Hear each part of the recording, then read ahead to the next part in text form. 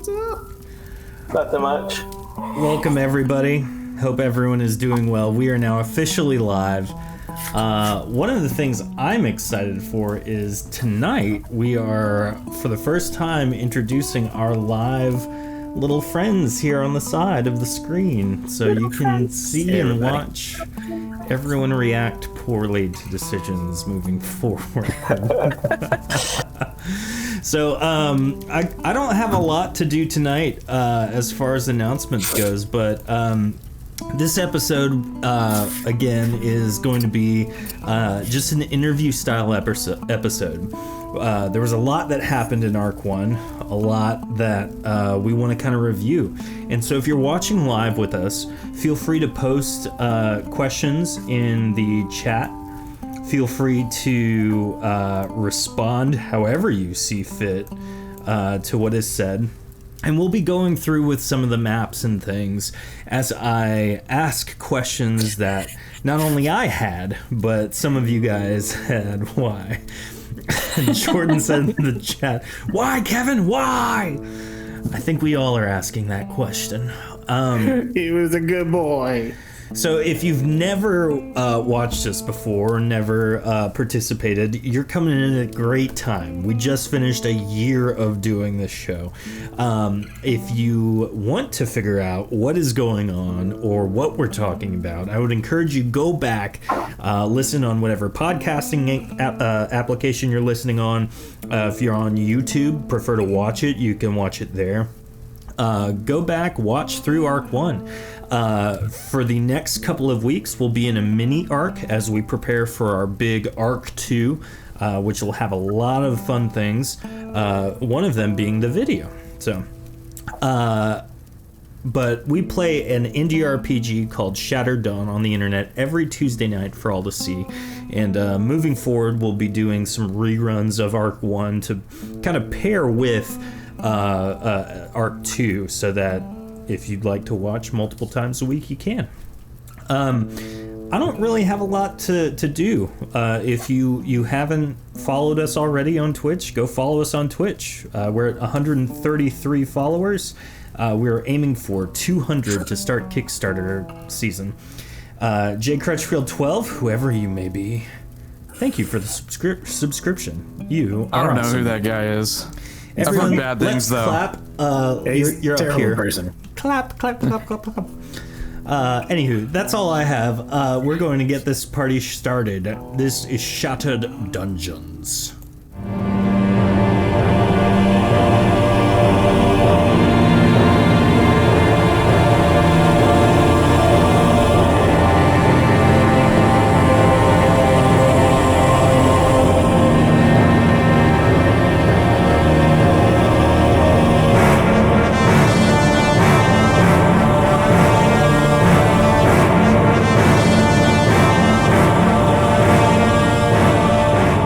Yes, please.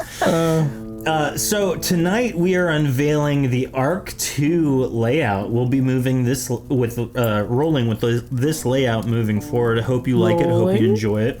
A little topical. So let's go ahead and start this thing. I have many questions for all of our wonderful cast members that we're going to kind of just go through. And like I've stated before, this is an interview style. So if you have questions, chat, that you would also like to ask, your questions supersede mine. So feel free. So the first question is from one Tofu Chipmunk, as we should probably start with her question. And her question is very simple. What were some of your favorite moments in Arc 1? No one jump in and just start answering. Frank. That's it. Frank. Yeah. Frank is the whole moment. Honestly, that is one of my highlights. Is like I didn't think I was gonna get away with getting a stone statue head, and Yeah. Mine is actually on a very similar vein. When we first met Kavan the dragon, he was just an unnamed dragon, and I was like, I want the dragon. And so I guess at the end of that session, Dave was like, all right, kids, if you really want the dragon, you need to tell me that's what you're going to do. And we basically bullied Dion, I think, into like, In game, it was just Pax and Reg standing there go, do you want to do these too? This is a great idea. And so he's finding like, ugh, whatever. And so, so we, So I guess Dave was just like, all right, you have to let me know so I can be prepared for the possibility of you guys like adopting a puppy here. And so we got a dragon. It was super awesome. And then Dave killed him. I love the exact quote I remember David making was, great, now I have to go prepare a dragon voice. So on that whole escapade, that was probably the thing I was most concerned about. Because I knew having a dragon was going to be awesome for you guys, but for me it was like, how do I balance this from a game standpoint? Because you can't just be traipsing around the cities and stuff with a dragon, which is why I gave him the shape-shifting band. So smart. But then the voice too, like, if you're walking around and you're talking to your dragon companion and your dragon's like, hey yo, okay, that's awesome. That's not cool. Or like if he's got Steve's voice, that's whatever. What is this, like a early 2000s kids movie? Yeah. Where it's like, hello there, fellow young people. Exactly. And so I literally looked up online like how Benedict Cumberbatch would prepare for Smaug, and I took that and just Smaug, whatever.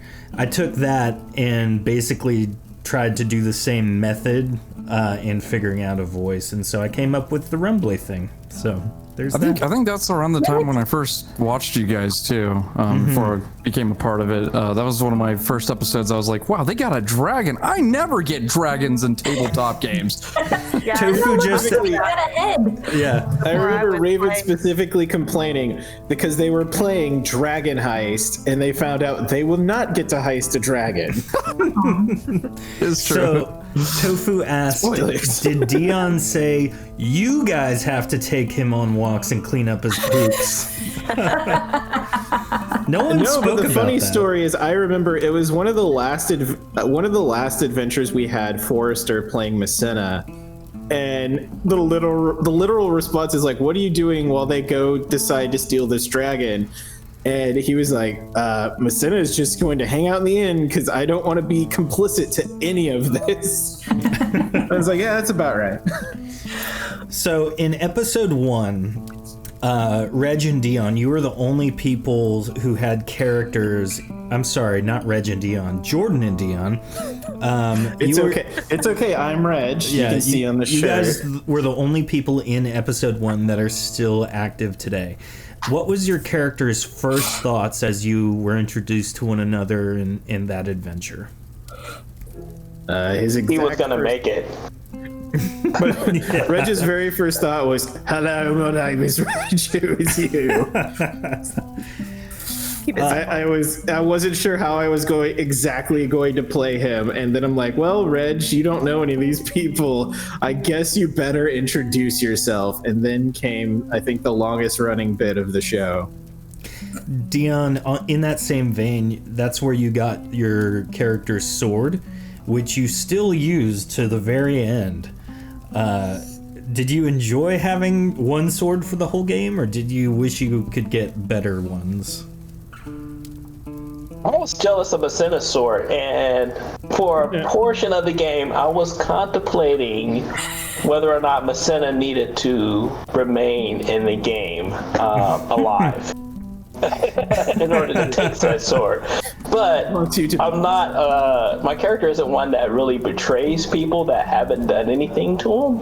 If everybody's doing well, then I'm doing well, that sort of thing.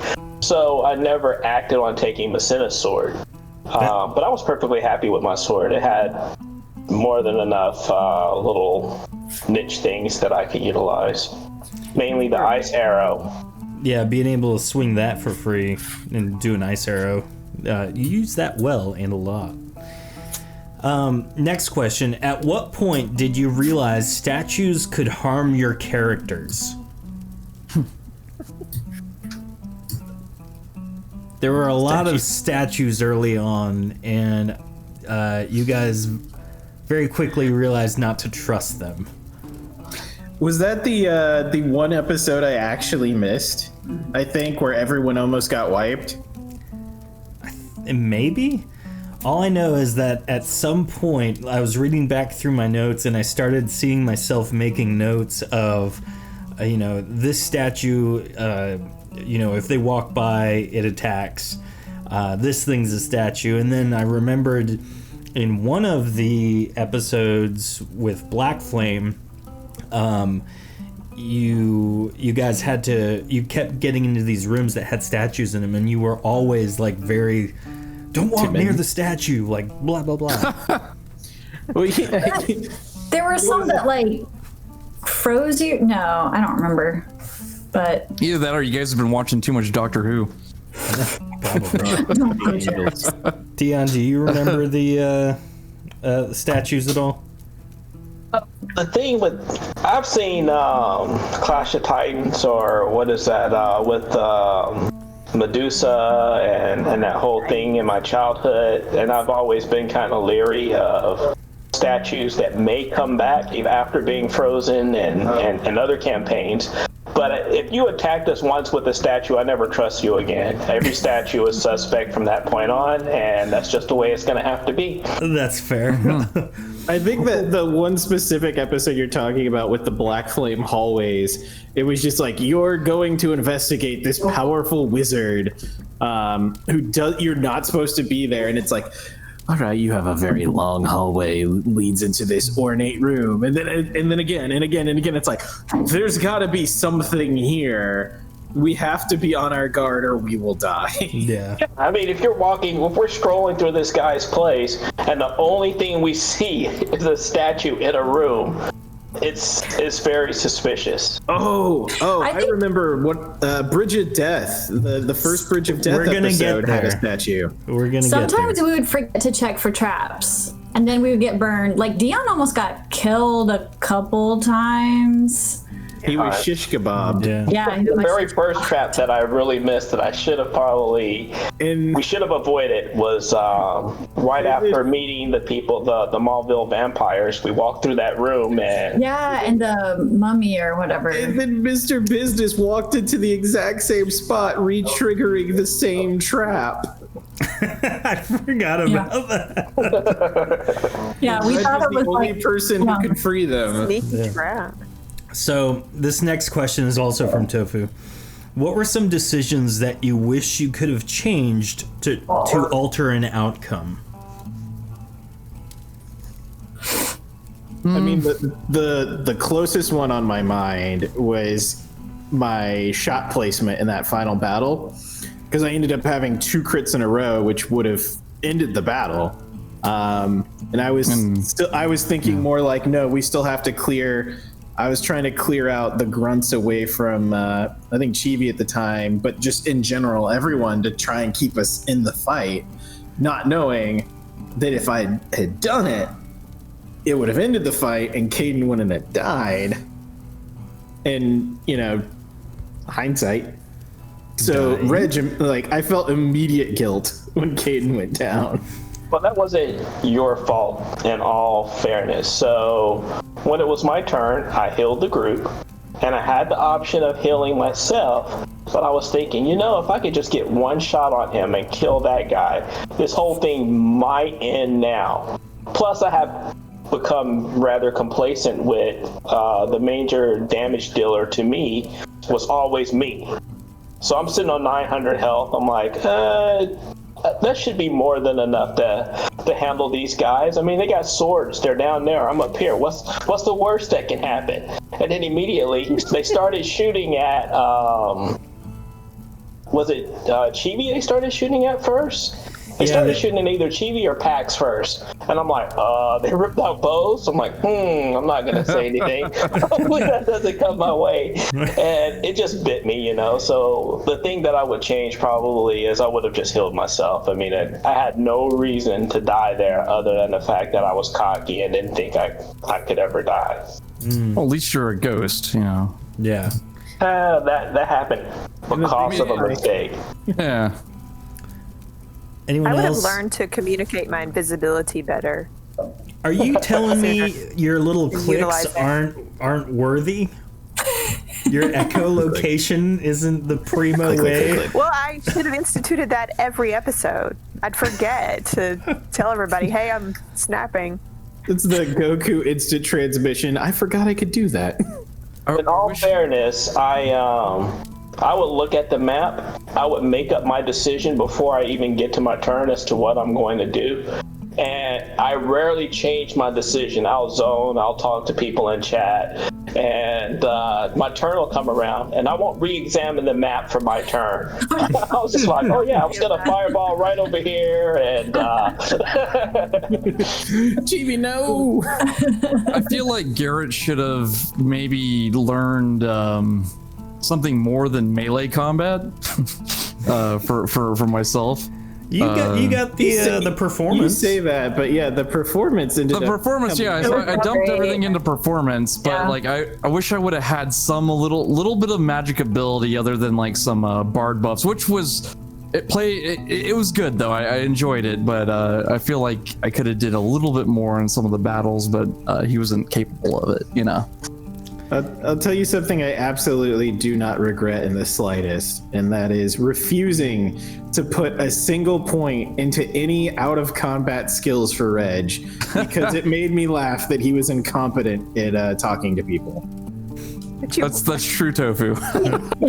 Swing Rog around. Yeah, True. Lauren, what about you? What's something that you would have changed to alter an outcome? So I spent several weeks wishing that I had put more stamina in the stamina check against the sword. But Oh yeah. I ended up really enjoying playing evil dark packs. So I don't think I would really change anything except for like the very last battle where I thought that our big baddie was that I wouldn't be able to touch him, so I was taking out all the other little soldiers and archers, and like I wish I had attacked him directly. But that's really the only thing. Like I really like what I did with my character, and like I said, I really regretted it for several weeks, but when it came time to be regular packs, I was kind of sad to see evil packs go.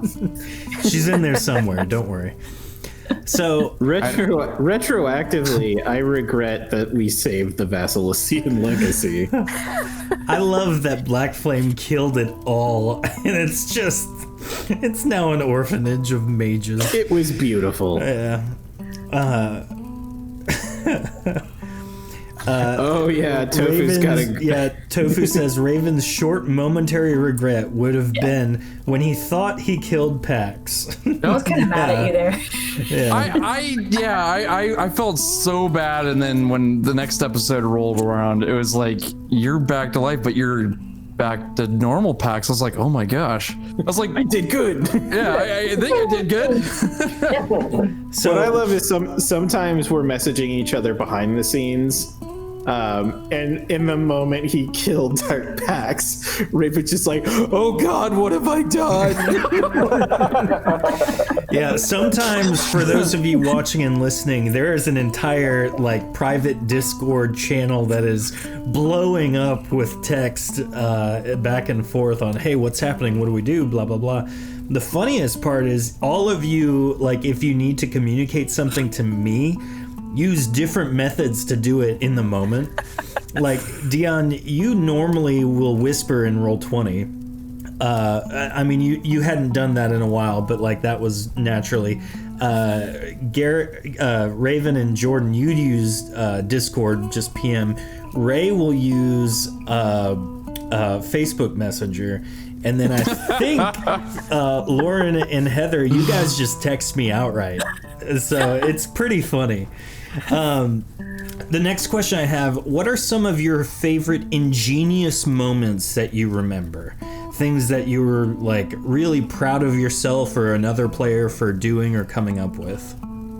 Convincing the butler to give us a tour.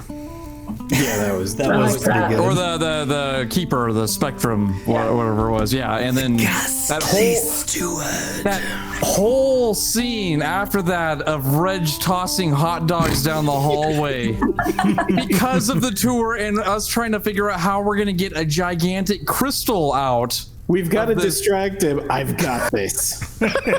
Probably one of the best moments that I've had. That I'm proud that I convinced a steward to give us a tour. That's it.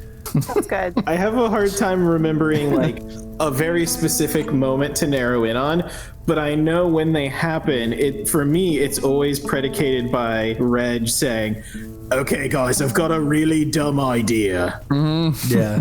Lauren, Heather, Dion, what about you guys? I was pretty proud of my decoder ring.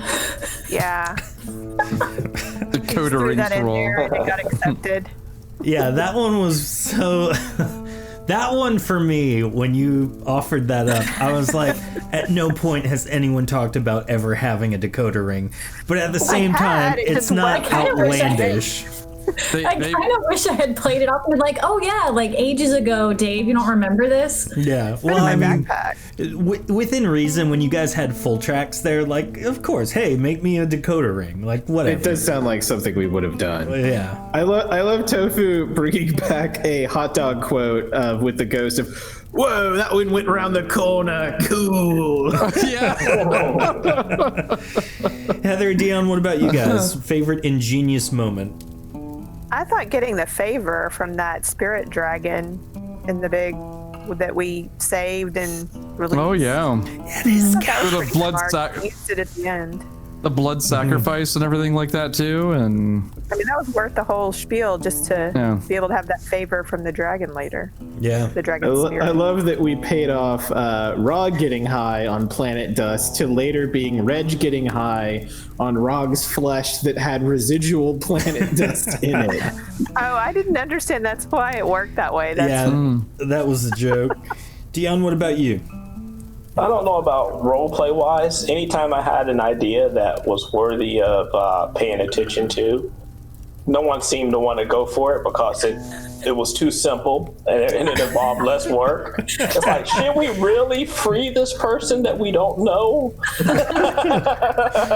Should we really do this sort of thing? You know, those were kind of the moments where I'm like, I don't really want to do this, guy. I don't think we have to. I think now, that it did was help with the dragon in the end. I will say that having the dragon cinch up that one scene for us was worth the effort. the effort. Yeah. we were all pretty uncertain what the outcome was going to be, because I mean it was this a ghost dragon that was like saying.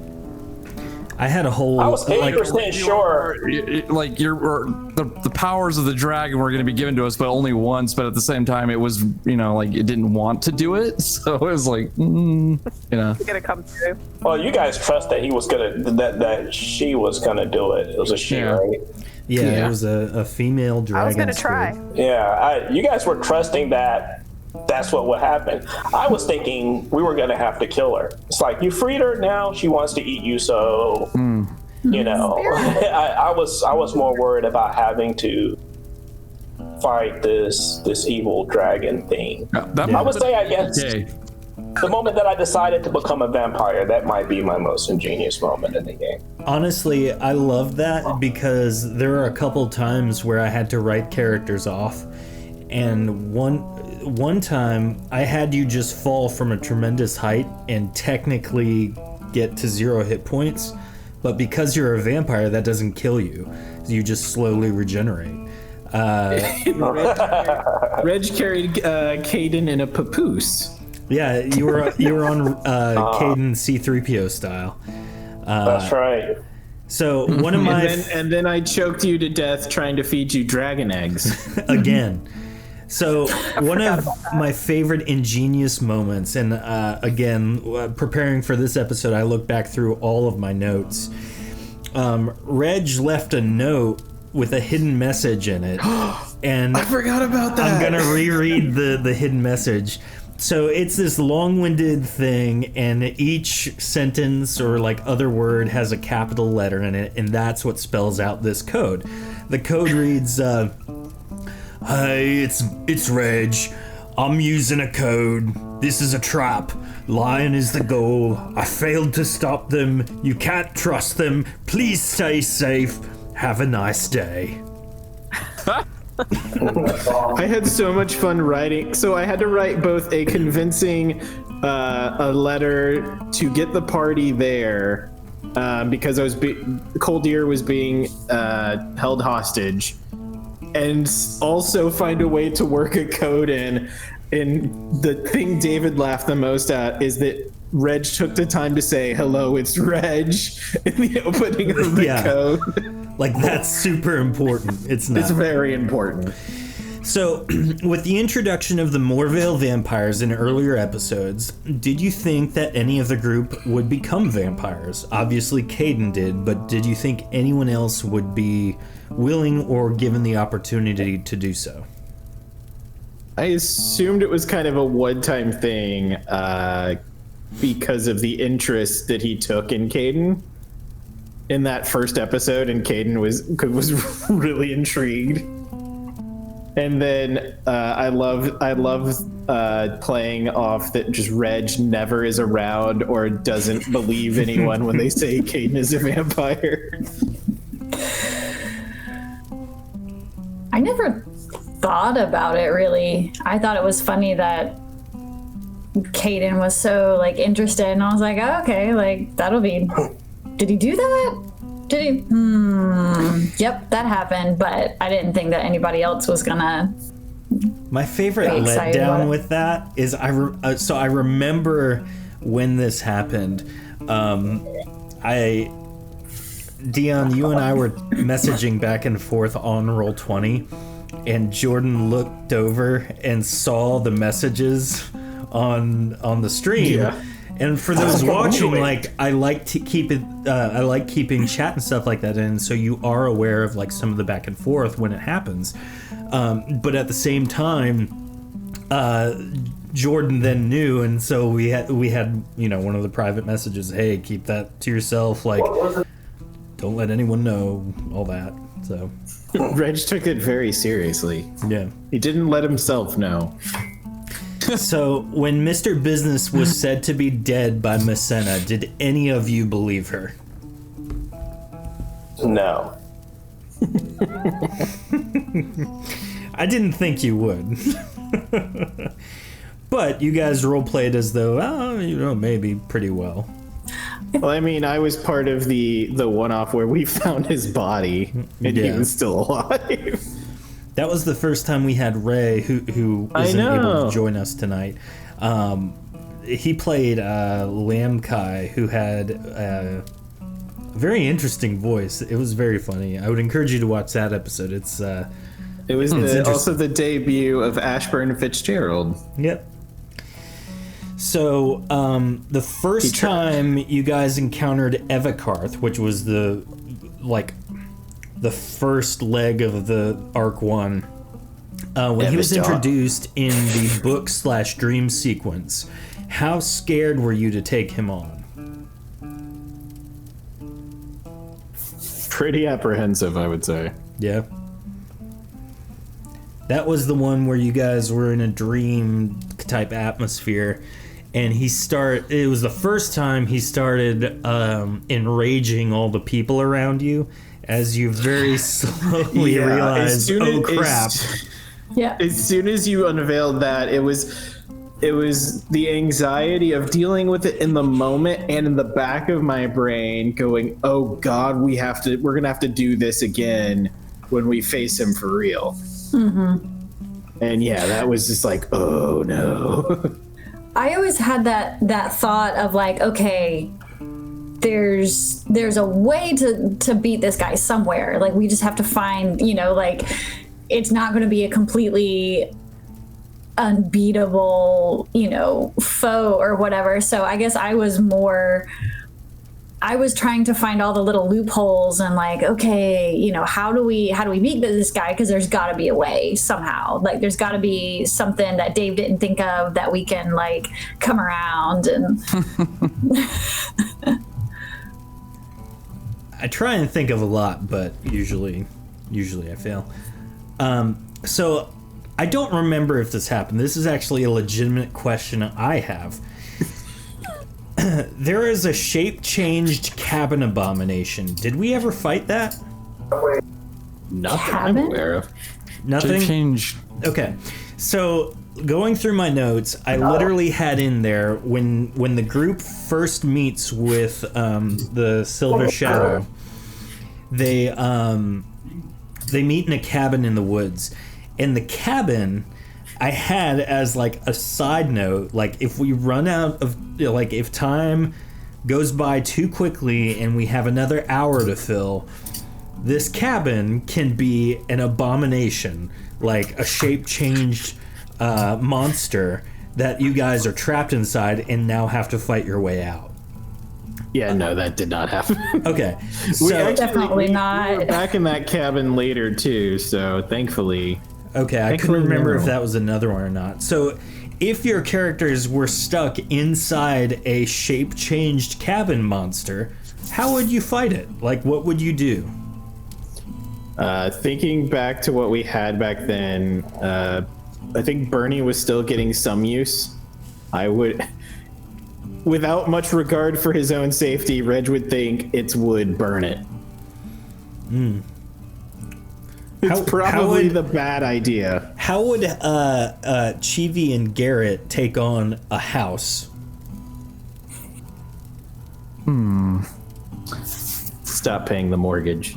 There we go. Boom. That's The a good bank one. will take care of it for you. Heather, we can't hear you for some reason. I wouldn't have known what to do because I couldn't stab it. There. All I got is stabs. You would have been I like would've- Drax in Guardians 2, just going against the walls and stuff. Yeah. I mean, if I had Frank at the time, you know. Yeah, this probably was- would have been different. Yeah, I would have talked to him inside the house.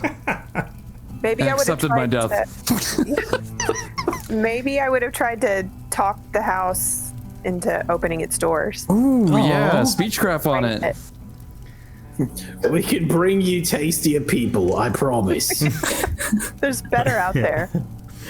So, this is another tofu question. Where do you see your characters, any of the characters that you have played in this campaign, 10 to 20 years from when the adventure ended? I know we talked like a 5-year plan, basically, but 10, 20 years down the road, what are they doing? What have they become? Are they married? Do they have a family? New career path?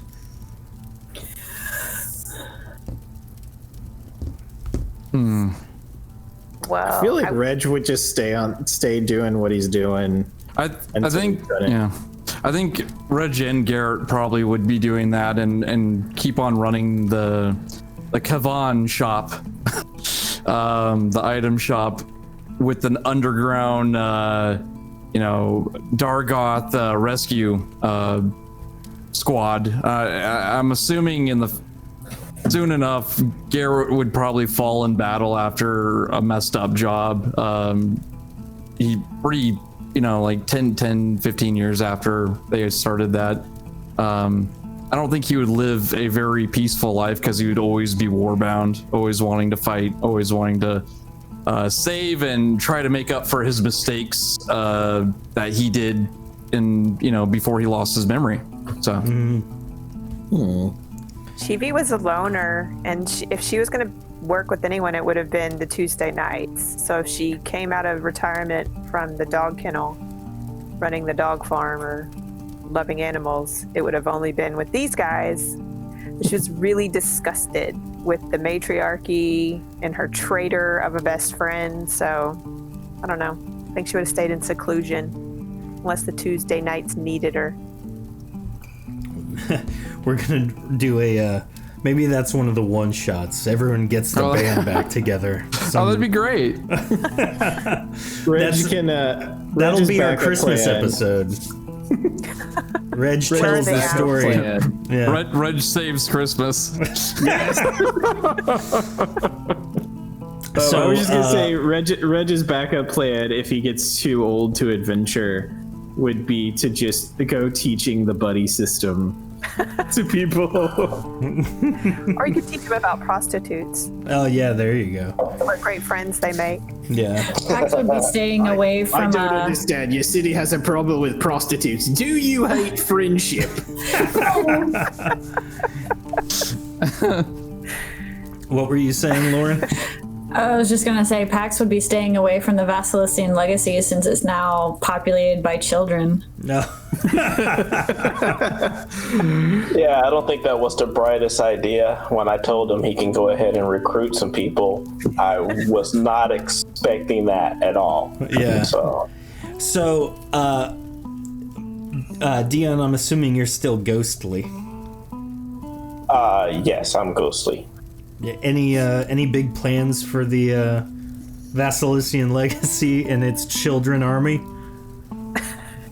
I was planning on largely ignoring the fact that we had a children army, other than making sure that they're as taken care of as possible, and maybe recruit talent in the future, and going to get real soldiers for our mission. Hey. Best damn child army in Erethe. Hey, They could be really sneaky. I am not employing a child labor force. Oh yes, please tell us, Lauren, about Sylvie. What is Sylvie gonna do? One, I think I have to thank Ray, because I was like, I saw my little Sylvie token up, and I was like, oh, I want to be Sylvie, and I was so excited I got to do just a little Sylvie cameo. Oh, good. So I'm pretty sure go ahead. Sylvie just has decided that Lucian's her best friend, and she's gonna learn all the flamethrowing. I that's a weird team up to me, but I kind of dig it. Yeah. So let's revisit the ruins of Evrivar. I've moved our map to started with a bridge to the second level Is of this? Evrivar. Oh. So, what did you like? So, we're gonna talk about bridges in a moment, but if you go down and to the left, you'll see you're talking about problems with statues. Was a statue that almost killed Reg. So, before that, what did you like about Evrivar? I feel like Evrivar was kind of a departure from everything we had done up to that point. We had, defeated Evikarth. We had a lot of back and forth. Lucian was being introduced about this time. Heather, you were introduced about this time. What did you like or dislike about this leg of the arc? If I remember, Lucian got portaled in right after Bridge of Death.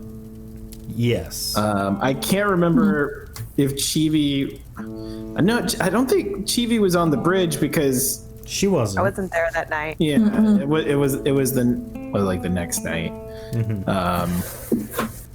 Oh god, that bridge! That's all I can think of. I was shocked at the bridge. We were all talking about it. Yeah.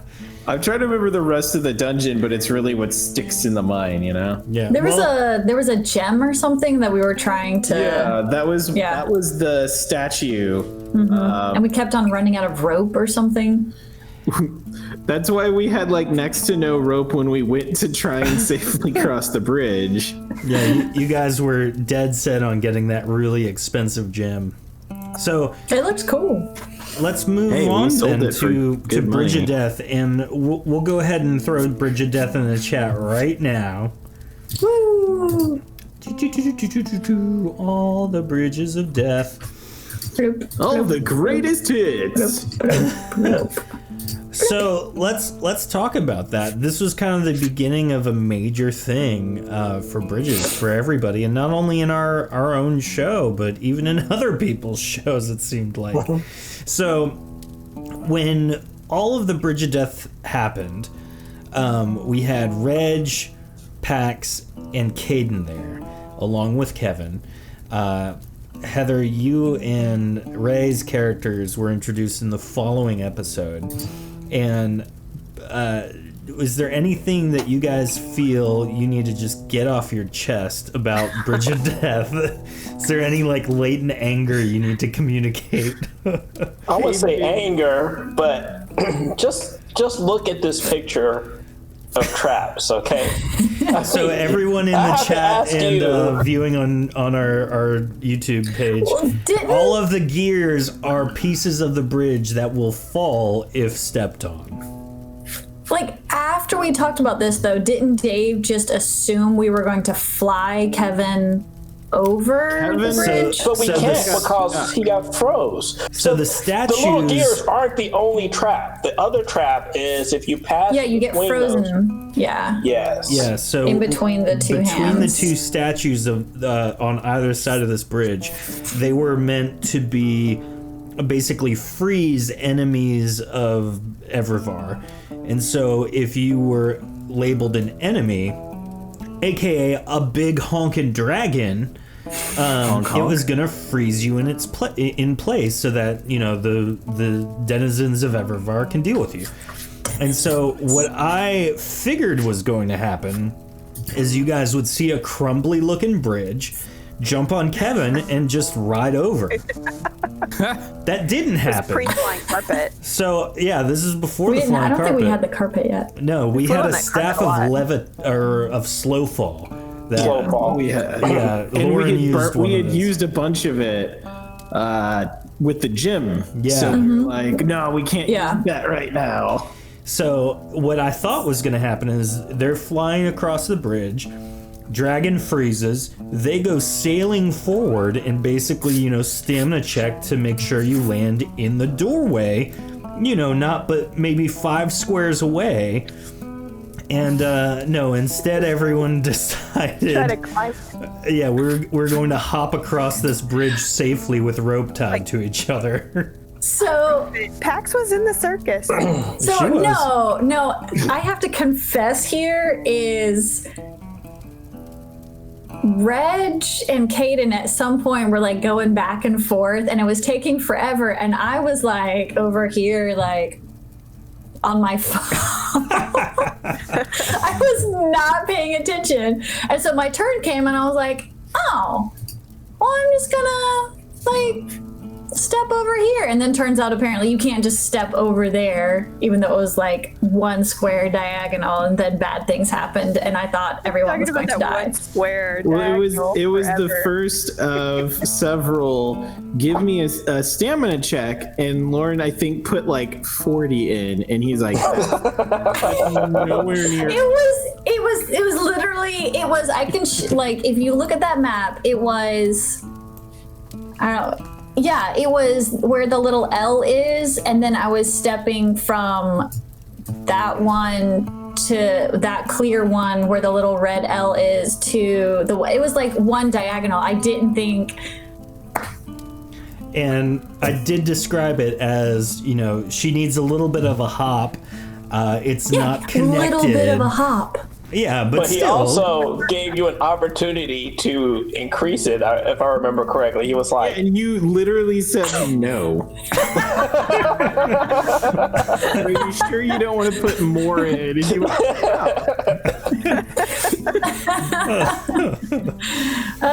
Pax salutes the Bridge of Death. My favorite part of this Bridge of Death is when From bad to worse. Yeah, that part, like that's only the half of it. What happened after is Pax is traveling downward at a rapid pace. Jordan Reg's response was to turn around, look at her, and like go to grab for her. Caden's exact response was, I'm gonna run and leap after her, and like the rope tied to me to Reg. he'll anchor me, I'll catch her, it'll be fine. And so him leaning over the edge as Caden sails out into the chasm, just, took everybody over the edge. And that to me was just so funny. For those of you who didn't see it before, Reg was like here, literally right next to the spot. So it's like, it made sense for him to turn and grab. But I think David asked Dion first what Caden would do, and Caden was all the way over here. And it took me completely off guard because he said, I take a running leap off the side of the bridge. And then you're like, okay. And then David said, Jordan, what does Reg do? And I'm like, Reg would not have seen this. Oh god. Yeah. Like I knew we were screwed. So but the next adventure we have Chivi, because Fultrax is working on those teleportation rods. We had Chivi and Lucian show up. Everyone's beaten and battered, almost having died.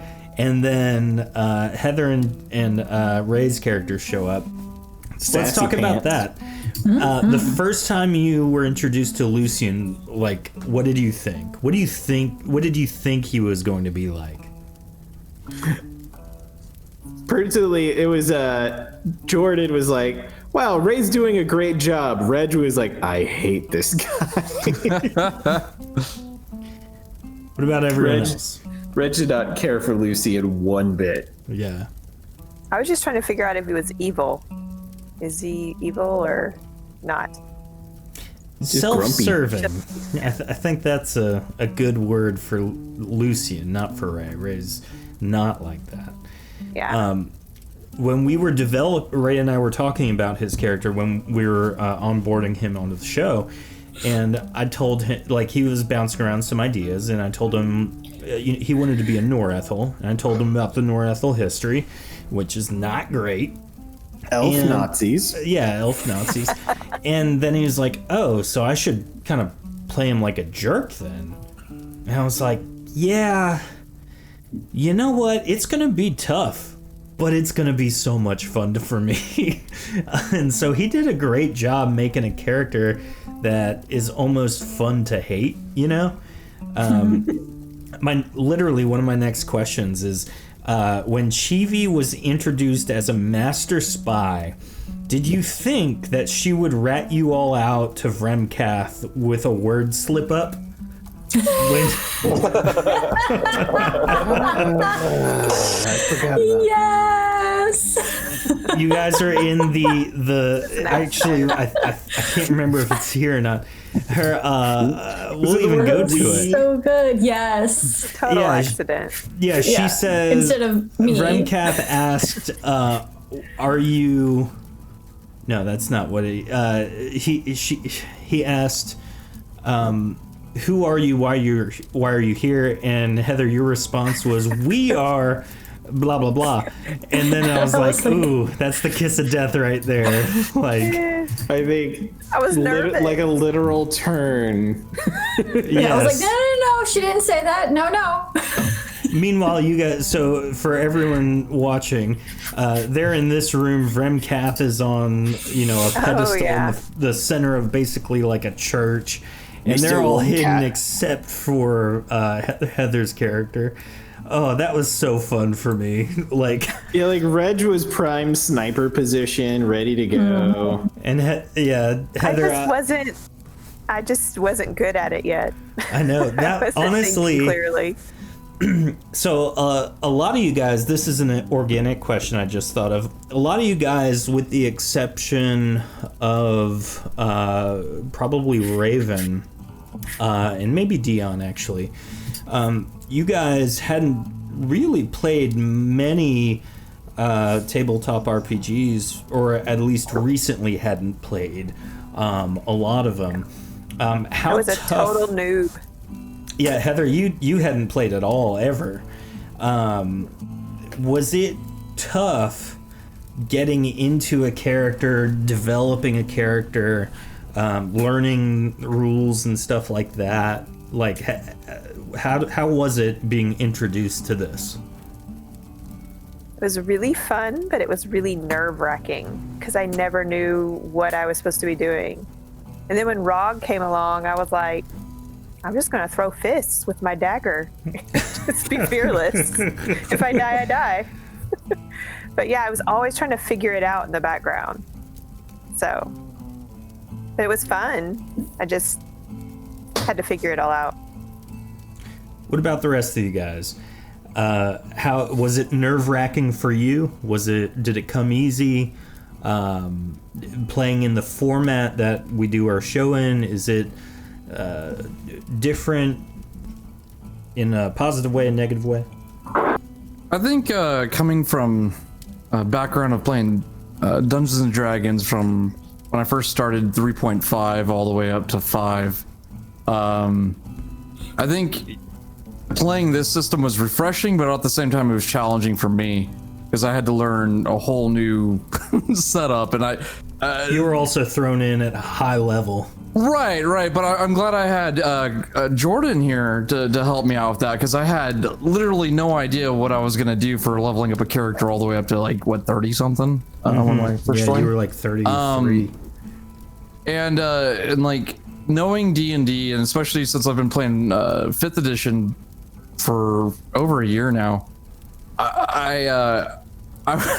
it was a little bit of a struggle, and then I also had to figure out, since I don't know the lore of the world as well as I do with like Dungeons and Dragons, I had to like kind of just move as I went along, each episode, try to figure things out and kind of do research before the episode started or whatever, what I'm going to try to do. And there are a couple of those I was like, I have no idea, I'm just gonna wing it, like. So but Tofu, like I play Frank like a drum. Right. That was a good wing it. Yeah. That was a wing it moment. I was like, you know what?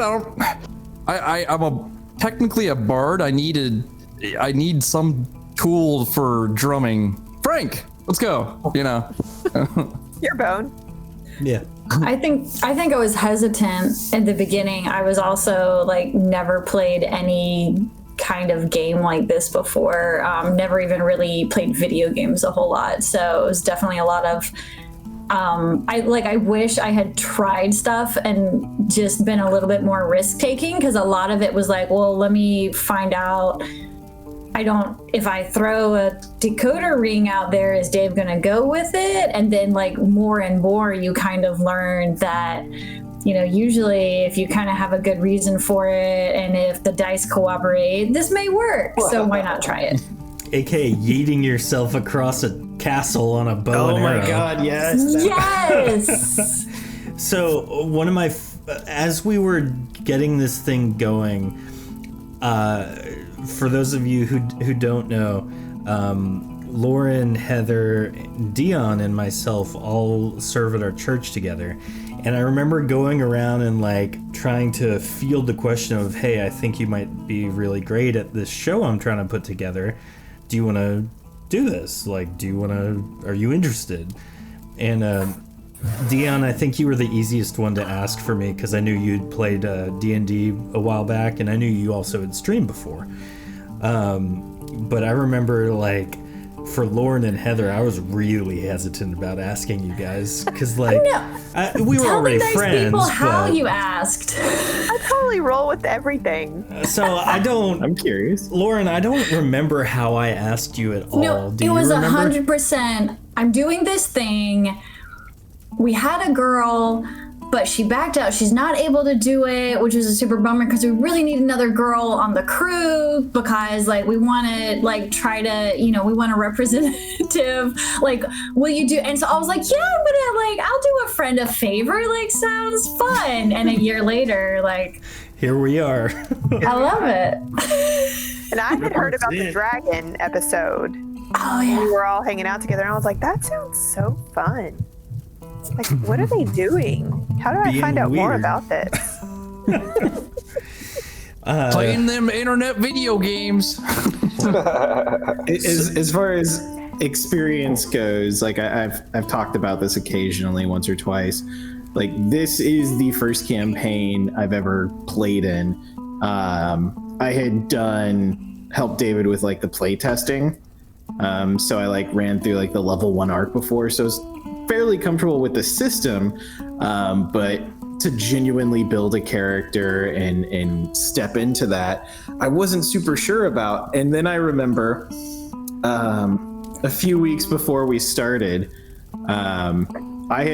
we had started to try and do a campaign at our house, like a live 5e with my wife and him and some friends.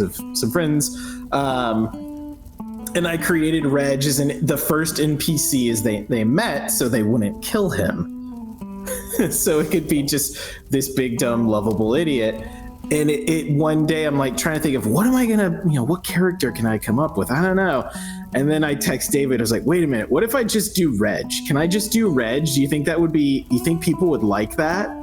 And he's like, oh, heck yeah, dude, let's do this. And I was like, sweet. I at least know somewhat of how to play Reg. And I'm really, really glad that I went that route. So sad to say goodbye. That's Tofu's got 2 questions here before we move on to some others. Tofu asks, other than Bridge of Death, what are you guys going to miss most? I'm assuming from Arc 1. For me, it's pretty simple. It's the innocence of the party change. When we first started off, I think as a whole, everybody wanted to be good, decent people. So I was playing the edgy person.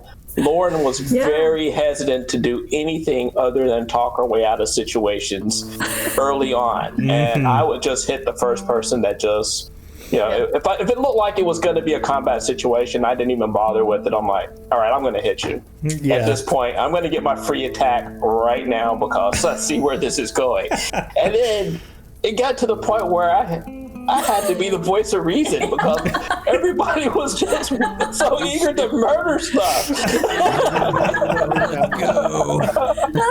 I'm like, what has happened to everybody? They're like, this is how almost every I'm supposed to be the broody one.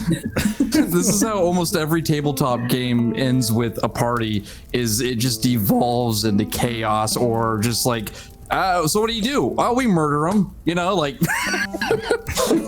That's usually what happens. I think the only thing, like, Reg had changes, but the only thing compared to, like, beginning Reg is he was uncomfortable hurting people in general, and then it became, for my friends, I will do anything. But, like, outside of that, still just as nice and sweet. But it was like, you messed with my friend, I'm going to destroy you. That's a very normal character trait I've seen with a lot of PCs. They're playing, like, it's like your group is always tight, and you never wanna abandon them, or even if someone does something questionable, you still stick by them, and that's what I love about group situations, because it does show the basics of humanity sometimes. That is very true. Yeah. So watching Lauren get desensitized after she went dark packs. It's true. It got so bad as dark packs where she just didn't even care at all. And then when she came back as packs, I think she had trouble trying to care. I did. I was like, wait, I was the mom. Like, I was kind of the mom of the group. Like, okay, kids, did you pack your lunch, Reg? And then I got killed as the mom. And yeah, Dion, like, you're totally right. As I definitely felt a little wobbly kind of coming back to, oh wait, how do I do that again? Back with the question. I was just going to say, Dark Pack's first real moment of being Dark Pack's was to torture Reg over the corpse of his dead mother. So dark. Which was, I literally just out-of-body experience in that moment. That was a tone-setting action. I was just like, the Jordan in me is like, oh, this is probably a really great, compelling moment for everybody. to experience. The wretched me is like, why are you doing this? I'm so sad. I'm sorry, Reg.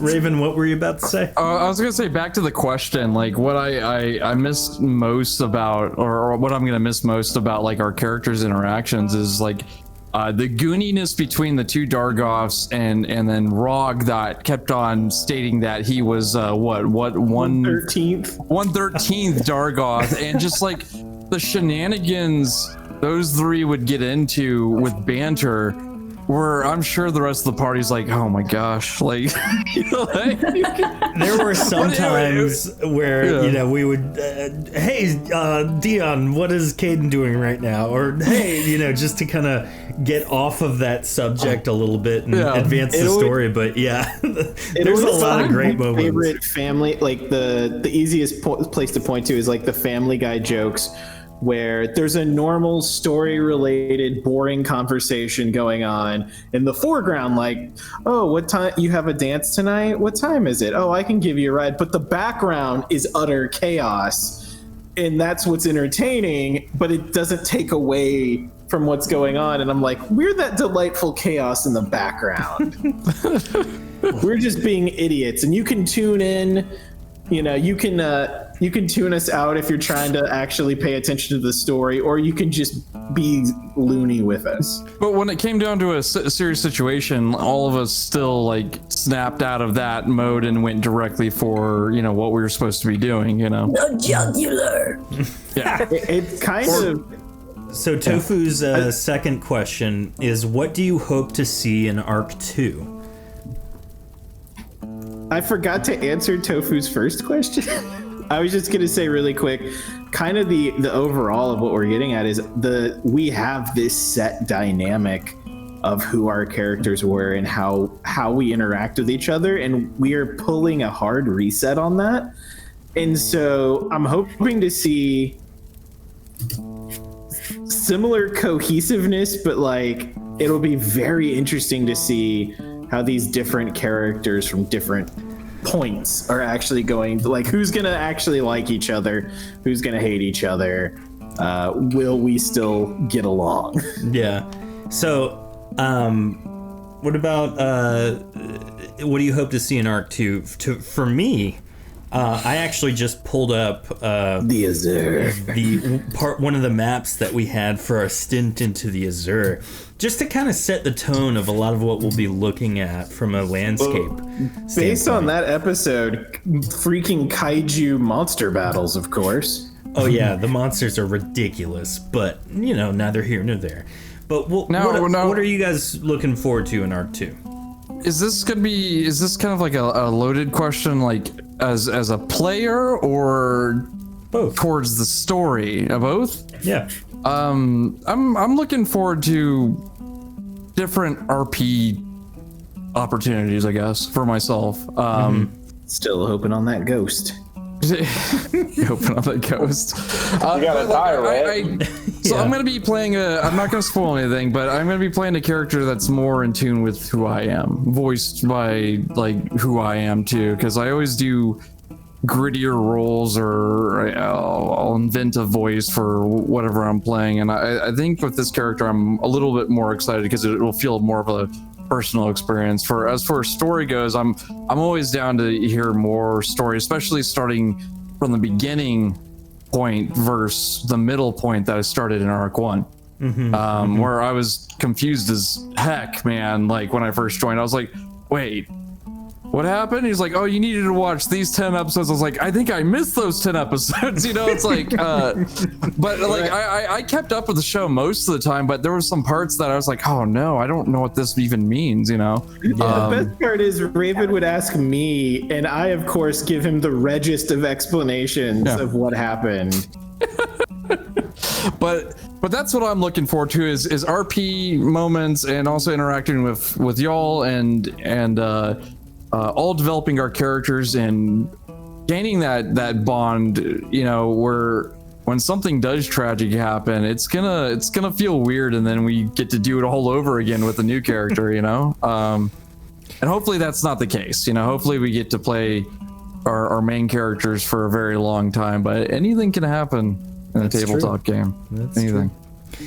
One of my favorite things that I'm looking forward to is I've pretty much fielded most of the questions that you all have about your characters. So I actually know what each and every one of you are playing. And there are going to be some really bizarre interactions, and I'm so excited for it. What about you guys? What are you excited for? Raven, obviously, great answer. Let's see, Lauren, Heather, Dion, what about you guys? Hey, Evil Paul, welcome. I'm also excited to start at the beginning, start at level 1, because I think everything will make much more sense. Being there from the get-go. I'm excited to come into it already having gotten my feet wet on 1, but now, and I intended to use a certain voice with Pax originally, and that lasted like 2 episodes. So I'm like, I know Heather has a super cool voice that she's going to be using, and I've been kind of working on one. And this, like, my Arc 2 character is, I feel like, very different from Pax. So I'm, definitely looking forward to. The Azure freaks me out. Good. Like, let's just say that. Let me just put that out there. It sounds like a freaky little place. It's mission accomplished. Yeah. So. I think everyone is doing voices from what you guys have told me. We won't get into it now. It'll be a surprise, but I'm interested to see how those voices change over time. I'll put it that way. Because as we all know, can you keep it up? That's the hard part. Yeah. Dion, I think your voice that you are communicating to me is probably going to be one of the easier ones to do, which I think will be awesome from like a obviously roleplay standpoint. But it's going to be really interesting to me because while the voice may be easy, your character's outlook and personality and things like that is going to be really tough to do. I'm excited to see where you take it. Yeah, what I'm looking forward to in this arc, I really liked Chibi's character in this last arc, to be honest with you. So this character is actually going to have some of the skill sets that Chibi had in the previous arc, and it's going to be more along that spy, sneaky sort of aspect. He's going to have that going for him. And I'm not exactly sure of my character's personality until I actually really get to interact with the other players. I have an idea of where I want my character to go, but I really don't know who my character is until I see what the dice say. You start off like an edgelord and keep rolling nat ones, and you're like, well, I guess I'm the goof. Jordan, what are you looking forward to in Arc 2? Part of it is more of as just a player to see if I'm capable of creating a compelling character, an enjoyable character. It was a Reg a one-trick pony. I'm hoping not. But at the very least, I'm taking it easy on my voice compared to what Reg was. Doing Reg for a year, always a night after streaming as Reg, like really hurts your throat after a while. So I'm really looking forward to doing a less taxing voice. I find that first time. Oh, sorry. I was gonna say, like, I feel like first time characters, it's very it's a very different experience for people, because you pour everything into it, and you could see that with Reg. You poured literally everything that you wanted to into that character, you know.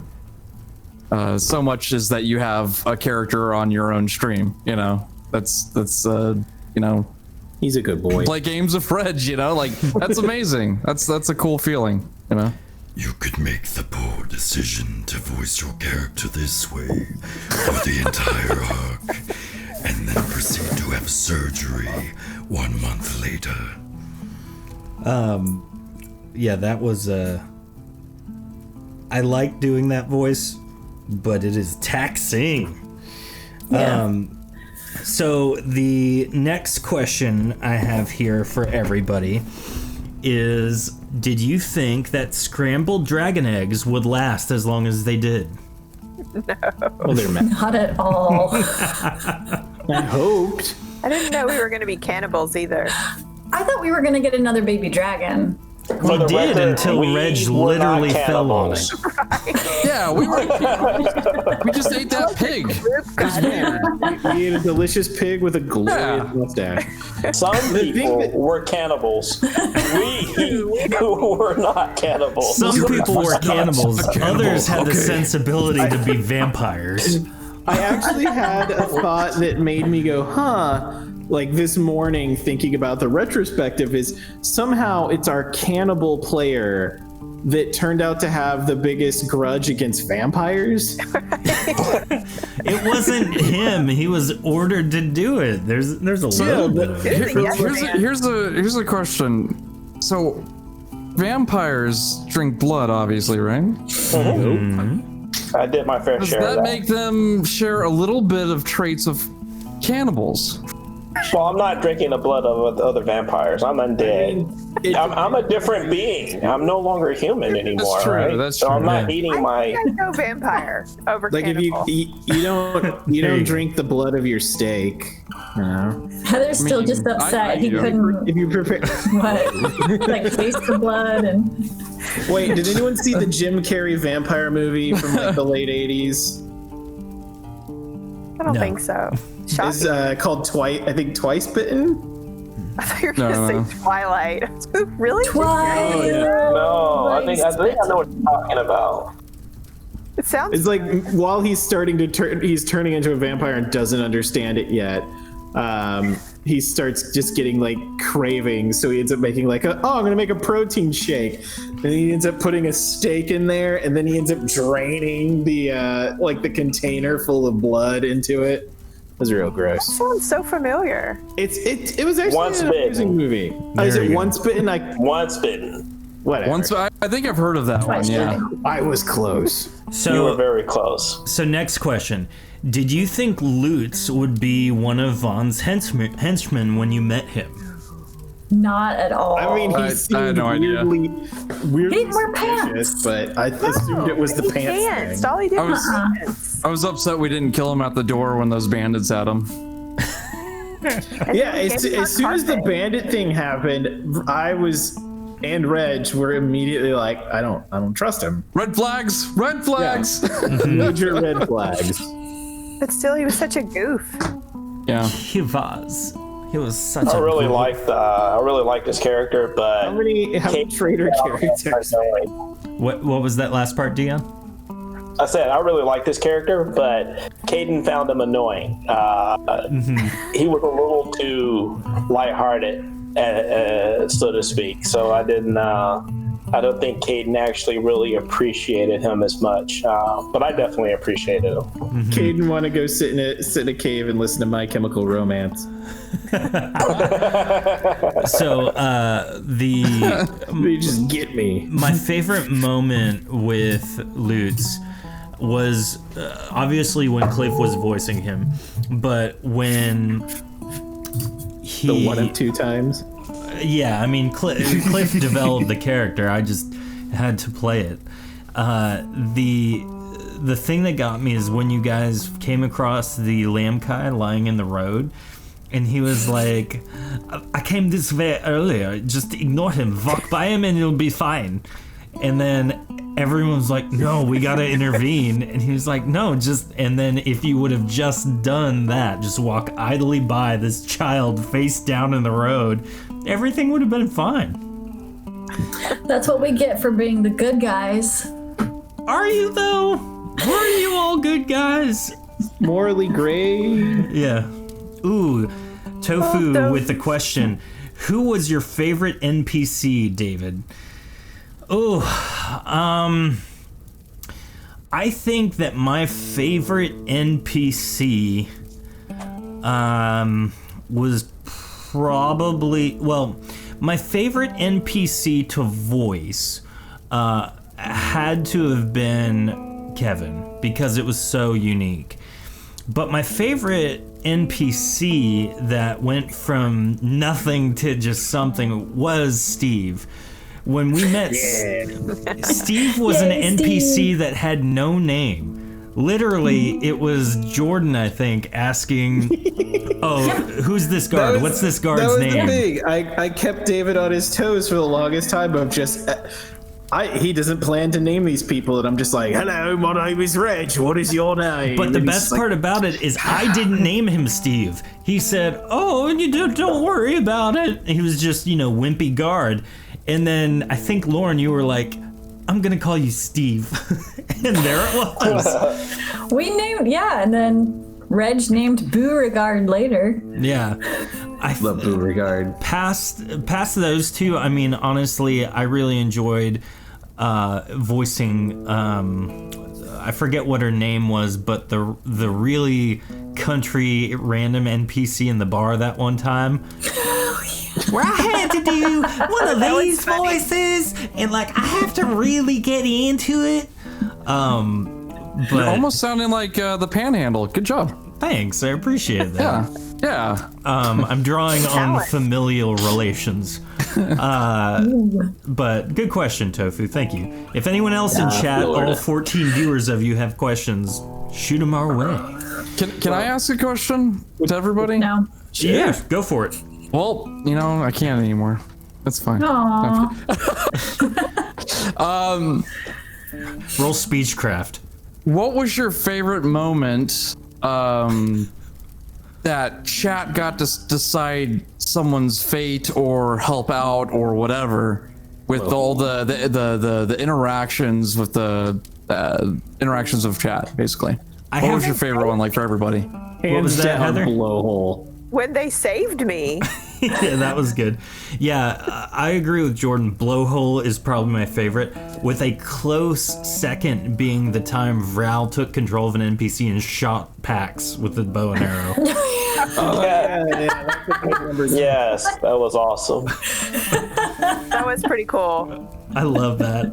We were all like, So wait, what? It's so intense. You chose your favorite NPC. Should we be mean and try and make you choose between your children and say who's your favorite character? No, that's at the end, a terrible move. I'll answer that question at the end. Because I actually do have a Just gonna say definitive myself. answer. It's Mr. Tibbles. Mr. Tibble. Oh, good lord. So, Squeak, squeaky, squeak, squeak. I have a couple more questions, and then we'll turn it over to chat, and I'll let you guys ask any questions you have of me. But what was Caden thinking when he and Black Flame's daughter were being less than platonic with one another? Giggity.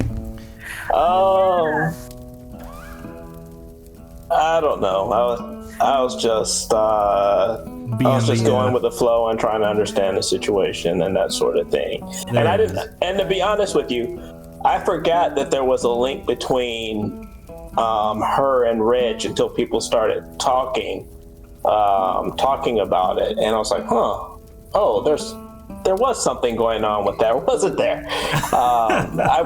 I didn't pay as much attention to the other characters' backstories all the time, and after a couple of weeks, it's gone. If it wasn't part of my backstory, it's gone. That's fair. That's fair. So, this one, Vral, if you're listening, wherever you might be listening, I would like to thank Vral for this one. Waterboarding. That whole episode, the beach episode of Shattered Dungeons, that was a request by Vral himself. How did you guys, did you think we would just do a surf competition? I think the thing I loved most is that Reg got second place. It absolutely made no sense. Who won that? He should have drowned. Didn't Lutz win or Caden? No, remember. Caden wasn't a part of it. I think it was won. Lutz. Ah, yes. With his performance. Yeah. I was just that's kind of great. like, I finally got good at fighting, and now we're gonna go surf.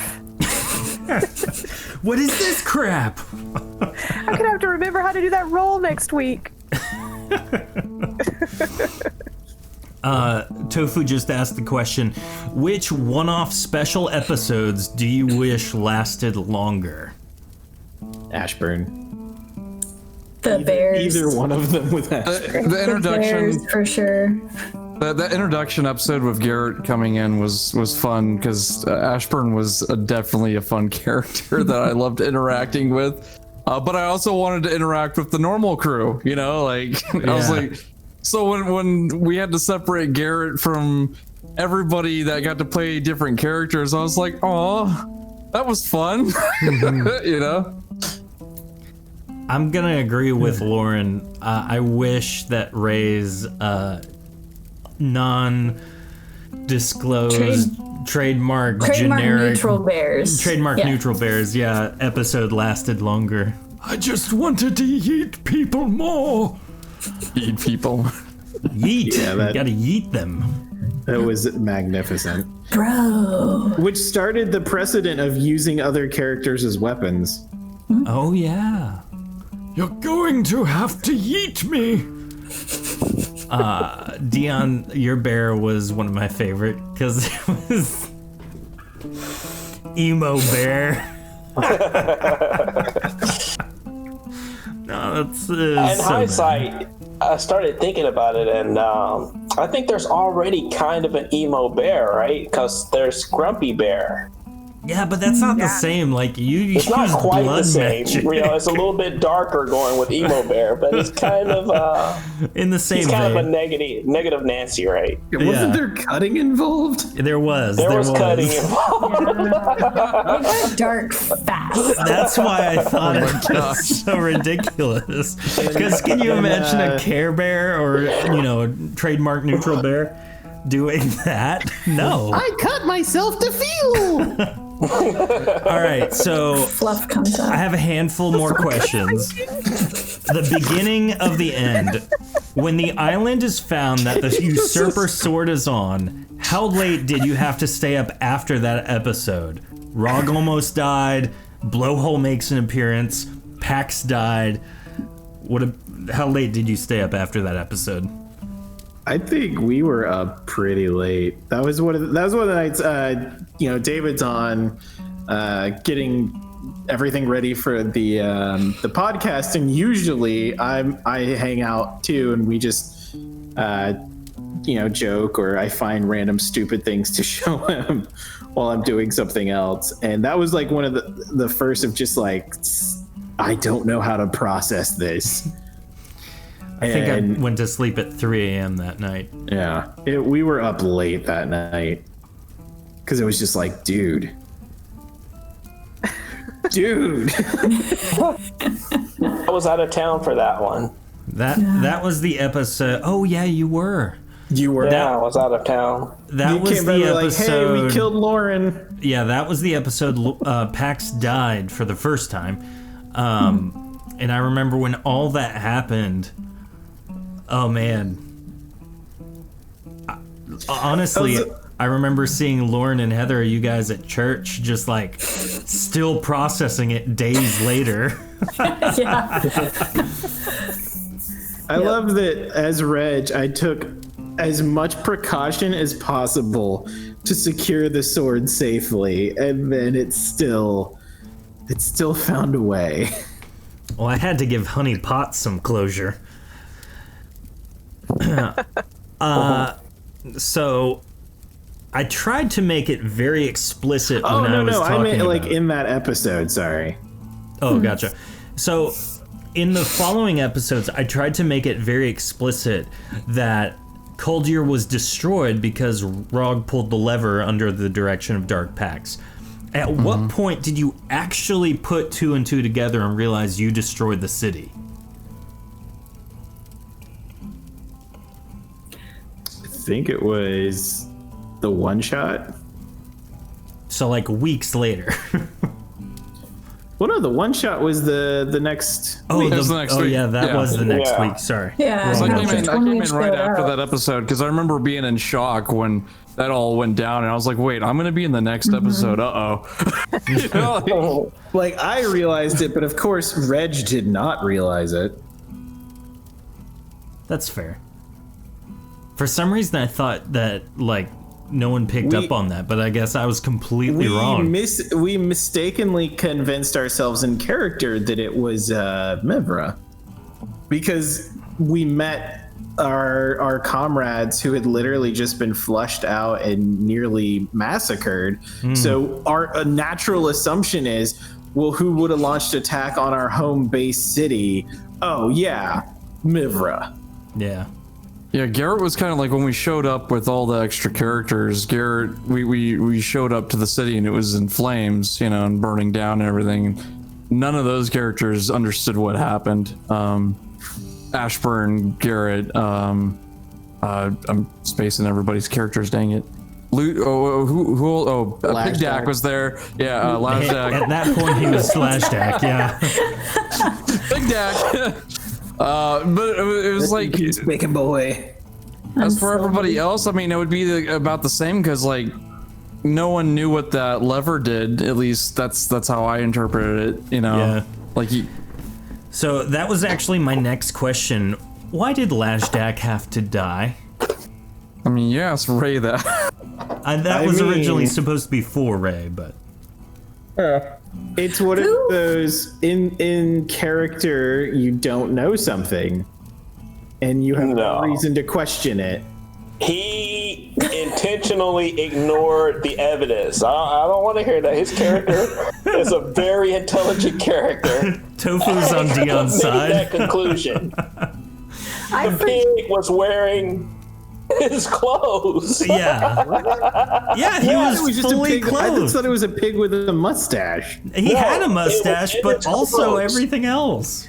Oh, So- I missed that part. I'm sorry. So Dargoffs are pretty dumb, I think. No. Okay, let's clarify.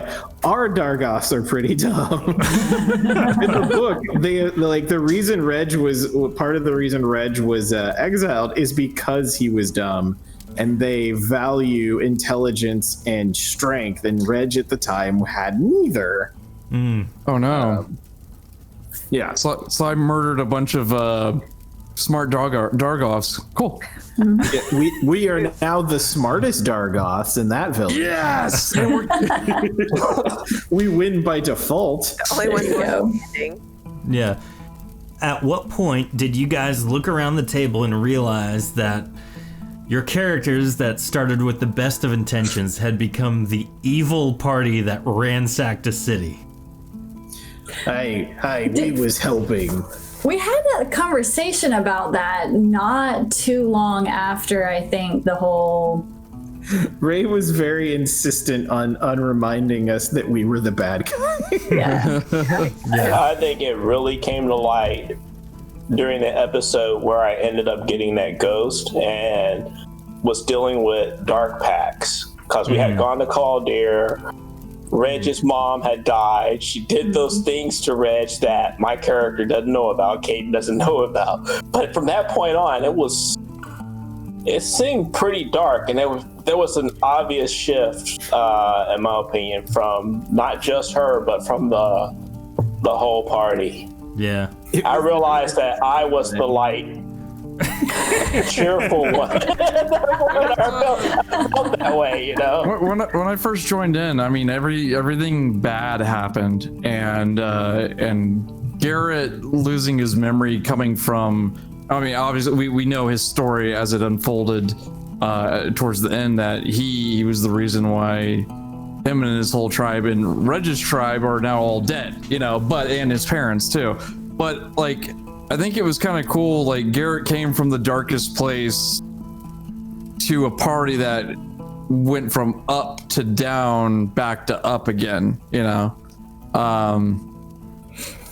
But it was a pretty interesting moment. Those 3-4 episodes of just trying to figure out what was going on, and Reg is going through. He just lost his mother, you know, and So he's a little bit like, I don't want to play ball, you know? Yeah. Yeah, Reg was a little prickly to Garrett at first. Yeah. And now we have a son. Oh, I forgot about that. Yep. What about the rest of you guys? At what point did you realize the character you were playing was now a evil archetype character? I still stand by that Reg is not evil. You know, Reg never truly went evil. In his mind, it was just, these people are trying to kill us. We need to stop them from trying to kill us. Yeah, that was my thought process. I got a little bit dark because I felt like we'd been betrayed by the stupid queen. Garrett went from dark to a little bit less dark, I guess, towards the end, but he was still warbound, you know, like he was just a mercenary, you know. Yeah. Poor Garrett was, I don't want to kill people, and then just the mafia or assassin trope of like, every time I get out they pull me back in. Yep. Quick, Garrett, use your sword. Well, that's why I said, like, you know, his future of his life is just gonna be is just constantly in battle, and he'll probably fall in battle. That's his story. Yeah. Oh, I kind of want to see peg-legged Garrett running the shop with Frank. I mean, if he survives, we have to roll some dice, though. Yeah. So as the arc ended last episode, do you feel individually that your group, I know we went through specific characters, but as a group, do you feel like you all had a good sense of closure about each other? Yeah. I do. So I do. Except for, Yeah. should have asked what happened to Messina being a coward. She went back home. Yeah. We never heard any more about how that went. It's 'cause she Say that went back Messina home. was 100% consistent. And Yeah, no, that the was- character. That is very true. When he played that character, Messina, she was 100% consistent, but you couldn't count on her for anything. Like, nothing. You could count on her for absolutely nothing. In character, it was a begrudging, like, well, you are who you are. But as a player, I'm like, can you help, please? We're dying.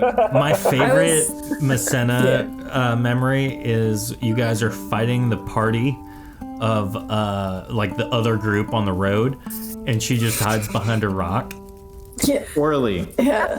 I was brand new to all this, and I was like, can you do that? Can you just... Isn't that you against just the not- rules? I'll pass. Yeah. And I'm then gonna just take it hard. No Pax doubt. trying to encourage that other Dargoth to help you guys. That was great too. Yeah, my plan, I remember that going into it, Reg was still apprehensive and not wanting to engage any Dargoth. It was kind of like trying to avert gaze and walk away. And David knew that's how I was planning to play Reg in general. And so he very clearly intentionally antagonized Reg to have the Dargoth be like, please help me. And I'm like, dang it, I wasn't prepared for this. I So was prepared for it. I had your back every step of the way. Here I go killing again. Dion was the one to start that fight.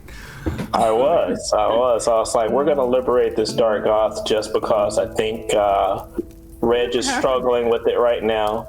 And with was Messina a lawful good archetype? Essentially, was she like trying to be lawful good 100%, like obey all the local laws and that sort of thing? Because I can see why she wouldn't want to participate there, because Well, yeah, she refused. it wasn't exactly a legal stance we took when we attacked those people. Yeah. It was a moral one, right? Yeah. It was a moral fight, not a legal fight. They were in the right to continue on their way. And essentially, I started an ambush just at that point. Although I do think she hid for a few rounds against Evergar. Yeah, she did. She gets a few rounds for everything. Even that very first fight in the cave, when we got to see Mr. Business really perform, there was several situations where, okay, she just runs. Yeah, she's like, Yeah. how far can I run? in a round, and you're like, this is the max, and then next thing you see is that character token just you. So we're gonna be ending soon here, but I have a couple last things. Do you guys, as players, have any questions for me or chat? Do you guys have any questions for me? I got one. Go for it. What? Why do you hate us, and why did you kill Kevin? So the death of Kevin, I know everyone has told me at this point, everyone is begrudging against. I'm gonna be 100% honest with you. As soon as you guys let Kevin fly around during the fight, I killed him.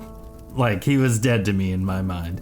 Also, it was a male dragon. What? You took him away from us like ages ago. Yeah, at the start of the sacking of the city, and then at no point did anyone like request his presence or like, hey, get Kevin. We need him for invading the castle. And I was like, all right, he's dead. Do not pin this on us. No, I made the choice, but that was kind of the reasoning behind that. Now I'll be honest. I was supposed to read his death before you left the city, but I accidentally skipped ahead in my notes. So that's my fault. That would have been brutal for everybody. And then we would have been extra angry. We would have been all murder hobo. Yeah. So, any other questions besides that of Kevin? I've got one. Go for it. So back with the vampire investigation. Okay. That led to us being branded as traitors. Was Caden the vampire doing everything, or was there actually another source of trouble going on? Because I didn't fully believe that it was just Caden. So, correct. Caden was not the one doing that. But what happened in my mind, Caden has to feed. And so basically, Whimpering Woods says, "'Twas the party whomst killed Kevin." No! So basically, at some point, one of the more astute mages of the city, of the Vasilosian legacy, would have probably noticed, like, oh, that's a vampire bite. But no, Caden was not the vampire in question, nor were the Morvale vampires the vampires in question. In fact, Vond was basically trying to lure you guys, knowing that somebody in you guys' group was a vampire. He didn't know who, but so he was trying to put that as a ploy, just kind of on a hunch.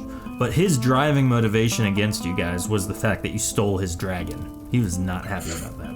Allegedly. Worth it. Liberated. I was surprised you guys actually thought it was me. I thought you guys knew it wasn't me and that it was just a... Well, yeah, okay, so it's just Reg.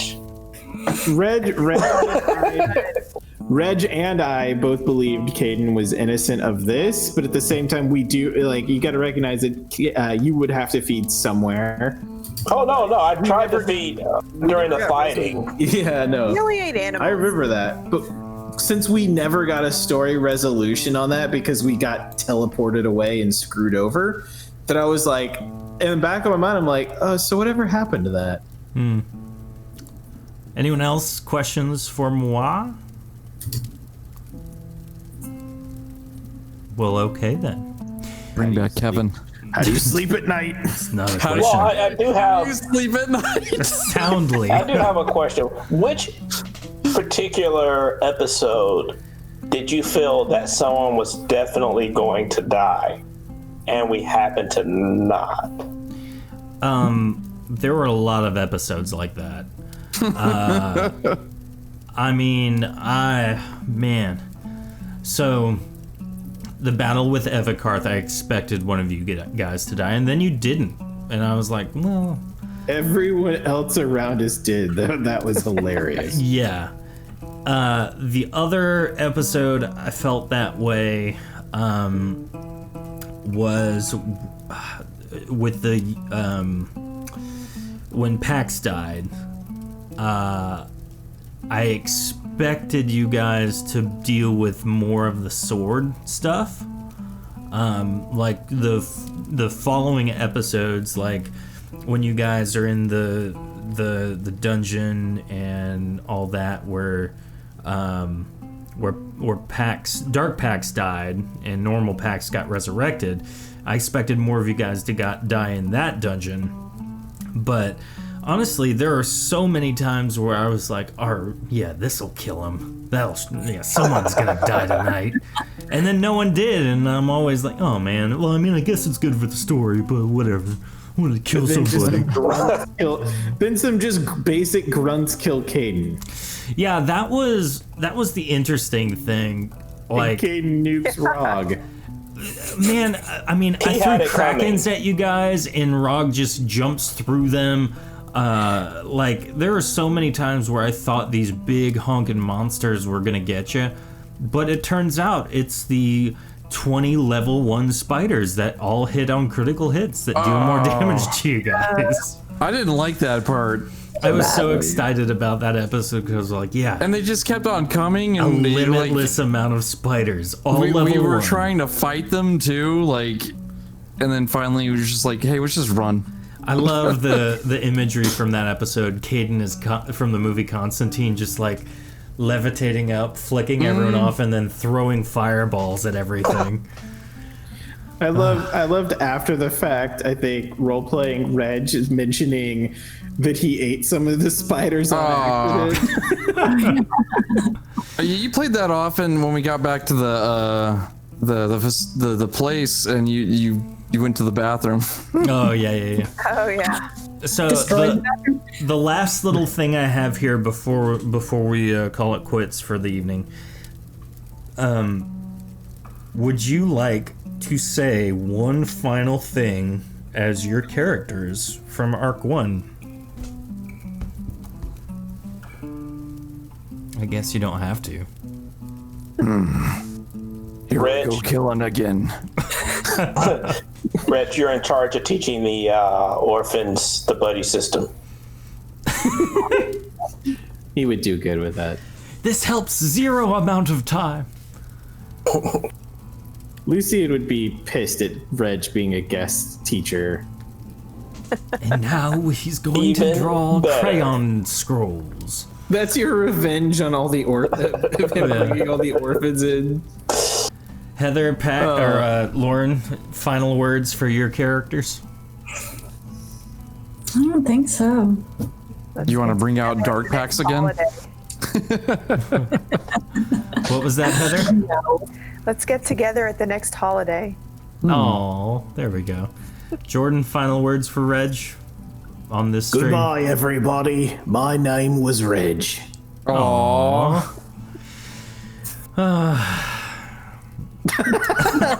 Tofu in the chat. Tofu says, honey pots, come get your wickedly delicious pies. If the pies don't kill you, I will.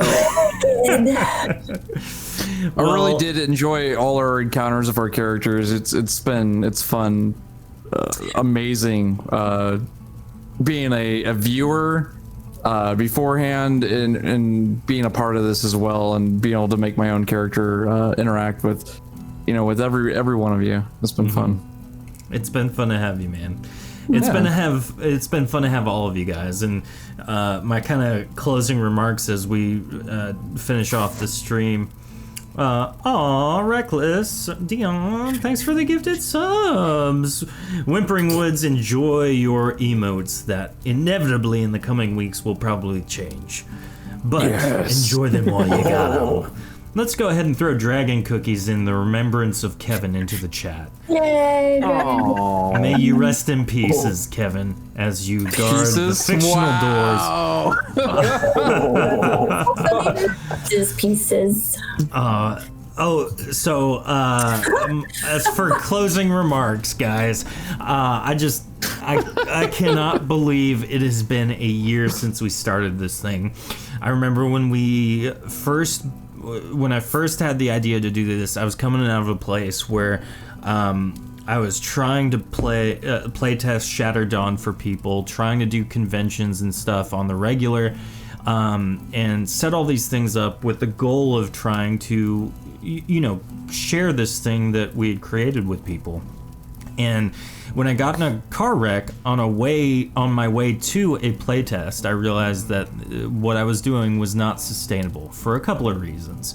One of them being that it was me and 2 volunteers that were basically trying to make this thing happen. And while people enjoyed the game and all that fun stuff, it was really tough on me personally to try and do all of that stuff. And so I took 6 months off from doing anything Shattered Tabletop Games, and basically told myself I'll give it one last hurrah, and at the end of 3 months, if this idea of doing a podcast isn't sustainable, if it's not, financially doing it itself, like paying for its upkeep, then I would stop and abandon everything. And at the end of 2 months, we had already gotten to a point where the stream was self-sustainable. And Dion, thank you for gifting the subs, but honestly, it's through you guys' support, not only through the subscriptions that you guys all maintain and keep up with, the bits that you share, sharing all of this stuff, the merchandise that's been bought, books that have been bought from people wanting to jump in and get in on this and learn about the game and the lore and all that. It has been incredible to watch, and I'm so thankful for that.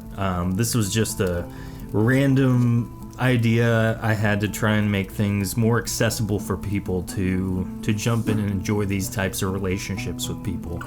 And being able to do this with you guys are all an incredible cast of people. You guys play incredible characters, and have been so lucky to have you guys as part of this awesome team. So thank you. And chat, thank you. You guys are so wonderful. Having you as a random wrench that can be thrown in at any given time has been so tough, to be honest. Like, I don't know about you guys, but playing with a group of people who, are playing these characters, knowing that at any point someone can click a button and the whole thing go up in smoke, basically, is like nerve-wracking. Are not literally, oh, you guys don't have to worry about dying this episode, there's no combat, and Tofu's like, Kevin wants the sword. Man, stuff like that, it makes it awesome. Yeah, it makes it so tough sometimes, but it makes it so enjoyable always. So keep doing that. But yeah, I can't tell you how thankful I am for everyone who's watching, who's listening, who's sharing this with people. For this next year, what I'm excited about is to explore the Azure, which is going to be our next expansion. We're going to release 2nd edition, hopefully in the next couple of months. And then at the end of Arc 2, definitely at the end of Arc 2, if not sooner, we will do a Kickstarter for the Azure expansion. So we're excited to play test this together, learn some new things, as well as see what you guys come up with as far as character relationships, because they're going to be interesting. But guys, thank you again for everything. I am excited about this next year of Shattered Dungeons, and I look forward to playing with each and every one of you on stream and in chat. So 6 seasons in a movie. There we go. Hey, at the end of this next arc, if anyone wants to do like a comic book run, let me know, because that would be dope. So, but all right, we are going to call it. Guys, thank you again. We will see you next week for Ray's one-shot arc of Shattered Dungeons. Thank you guys. Bye.